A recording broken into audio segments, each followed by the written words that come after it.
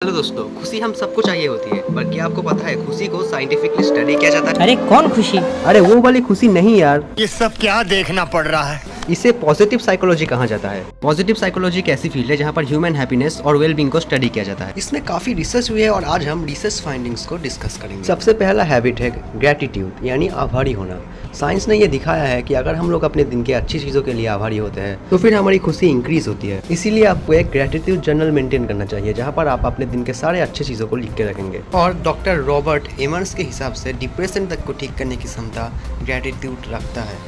दोस्तों, मैं खुद भी शाम को 10 चीज़ों का ग्रेटिट्यूड जर्नल मेंटेन करता हूँ और आप विश्वास नहीं करेंगे इस छोटी सी हैबिट ने कितना पॉजिटिव इम्पैक्ट डाला है। दोस्तों, पॉजिटिव साइकोलॉजी से हमें ये पता चलता है कि ह्यूमन हैप्पीनेस को बढ़ा सकता है ऐसी एक एक्टिविटी है मेडिटेशन। मेडिटेशन करने के लिए आपको आंखें बंद करके एक शांत जगह पे बैठ के सिर्फ अपने सांसों में फोकस करना पड़ेगा। इसके लिए आप प्ले स्टोर में अवेलेबल कोई भी एक ऐप का यूज़ कर सकते हैं। सिर्फ हैप्पीनेस को बढ़ाने में नहीं, मेडिटेशन से आप अपने फोकस को इंक्रीज कर सकते हैं, मेमोरी पावर को इंक्रीज कर सकते हैं। इसका एक और उपाय है माइंडफुल होना। आपको माइंडफुल होने के लिए बिना किसी जजमेंट के प्रेजेंट मोमेंट पे रहना पड़ेगा। हर रोज कम से कम 5 मिनट माइंडफुल होना जरूरी है।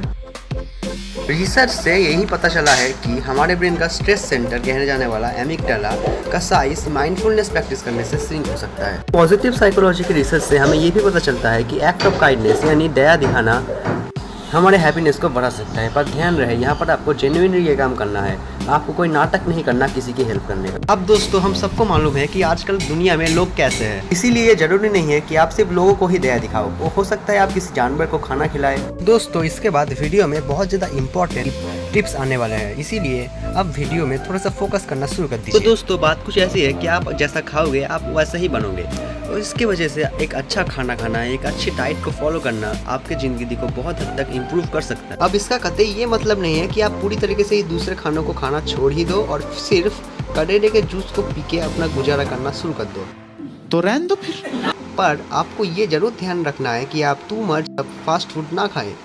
बात तो सही है। द न्यूयॉर्क टाइम्स के एक रिसर्च पेपर से ये सामने आया है कि हमारा मूड हमारे खाने के ऊपर बहुत हद तक डिपेंडेंट होता है। इसके अलावा भी एक अच्छा खाना खाना आपको और ज़्यादा प्रोडक्टिव बनाता है और आपकी फिजिकल स्ट्रेंथ को इम्प्रूव करने में मदद करता है। अब ऑब्वियसली मैं तो आपको आपका डाइट बना के नहीं दे सकता, आपको अपना डाइट खुद ही बनाना पड़ेगा। आप एक डाइट को फॉलो करें या ना करें आपके ऊपर है, पर आपको ये जरूर ध्यान रखना है आप कम से कम फास्ट फूड को खाएं। क्या आप देर रात तक जाग के अपना काम करते हैं और फिर एक इनकम्प्लीट स्लीप के थ्रू जाते हैं? नहीं। वेल, आप मानो या ना मानो, आज हमारी सोसाइटी में बहुत लोग ऐसे हैं जो ज़रूरत के हिसाब से नहीं सोते हैं।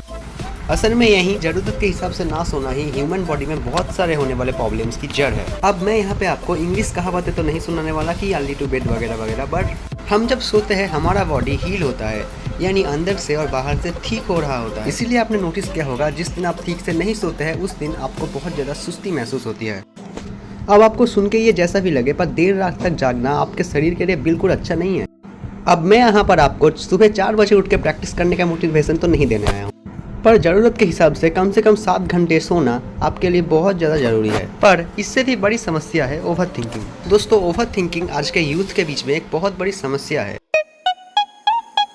अब दोस्तों, ओवर थिंकिंग कोई ऐसी मॉडर्न समस्या नहीं है। ग्रीक फिलोसोफर्स भी ओवर थिंकिंग को छोड़ने के बारे में बात करते थे। पहले बताए गए कुछ स्टेप्स जैसे कि मेडिटेशन, माइंडफुलनेस, ग्रेटिट्यूड, इन सब चीज़ों से आप काफ़ी हद तक ओवर थिंकिंग से छुटकारा पा सकते हैं।